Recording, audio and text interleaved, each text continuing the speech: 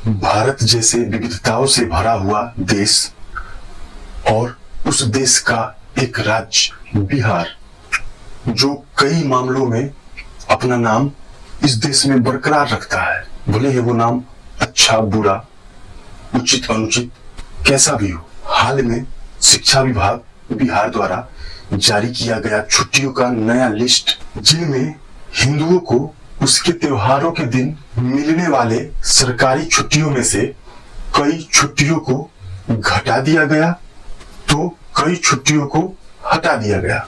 22 दिन की छुट्टियों को 8 दिन का कर दिया गया, जिसमें दुर्गा पूजा, दिवाली, रक्षाबंधन, छठ पर्व जैसे महापर्व के छुट्टियों को भी हटा दिया गया या घटा दिया गया। जरा ये सोचिए, जो बच्चे त्योहारों की मौज मस्ती या छुट्टियों के दिन अपने अपने घरों और मोहल्लों में शांतिपूर्वक खुशी खुशी रक्षाबंधन या दूसरे कई त्योहार मनाते हैं, जिससे आपसी प्रेम बढ़ता है। लोग सारे नोक झोंक भुलाकर एक दूसरे को गले लगाते हैं, आपस में परस्पर एकता और सोशल बॉन्डिंग क्रिएट करते हैं, भाईचारा सीखते समझते हैं। त्योहारों की छुट्टी खत्म करना बस हिंदुओं की भावनाओं को ठेस पहुंचाना है, जिससे बच्चे, बूढ़े और ज्यादातर अपने या आसपास के हमारे भाई बंधु, माता एवं बहनें जो छुट्टी न मिलने या कई कारण से, जिसमें आर्थिक तंगी या सरकारी निर्णयों का जबरदस्ती का मनमानियों के कारण अपने घर परिवार और समाज से दूर ही रह जाते हैं और रहने ही लगते हैं और जीवन को मानो एक बोझ की तरह ढोते रहते हैं और अपने आप को पूर्णतः गुलाम जैसा महसूस करने लगते हैं। और ऐसे भी कई दिन आते हैं जो उसके किसी काम के नहीं, जबरदस्ती की छुट्टी मनानी पड़ती है और सारा दिन बैठे बैठे खाली यूं ही बीत जाता है। जिस दिन न तो हिंदुओं की कोई त्योहार होती है और न पूजा पाठ।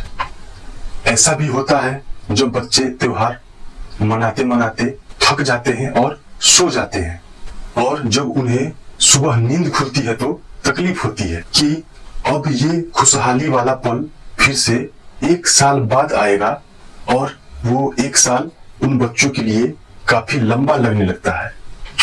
अगर अब उन्हें छुट्टी नहीं मिले तो कैसा लगेगा।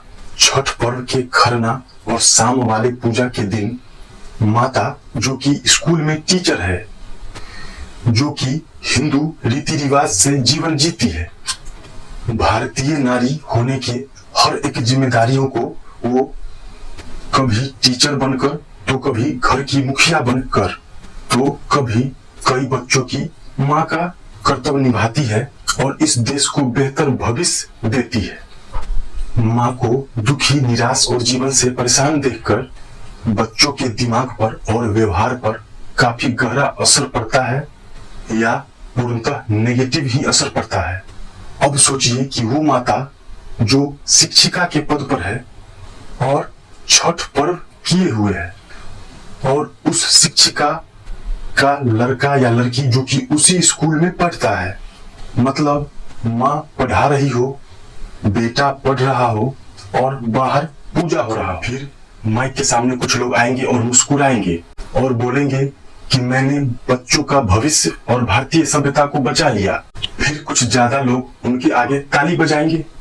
दिन रात तोड़ने और नफरत की बात करने वाले एकता का पाठ पढ़ाएंगे और फंड के माध्यम से स्कूल की तरफ से बच्चों को चिड़ियाघर ले जाएंगे।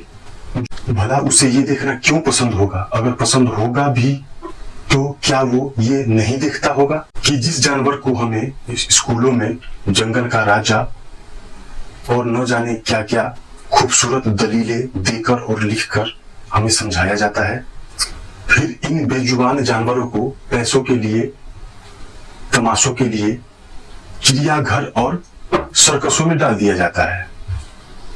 उन्हें पता है ऐसे जानवरों को देखने से अच्छा हम अपने त्योहार में अपने परिवार के साथ घर में मिलजुल कर बांटकर खुशियां मनाना पसंद करेंगे।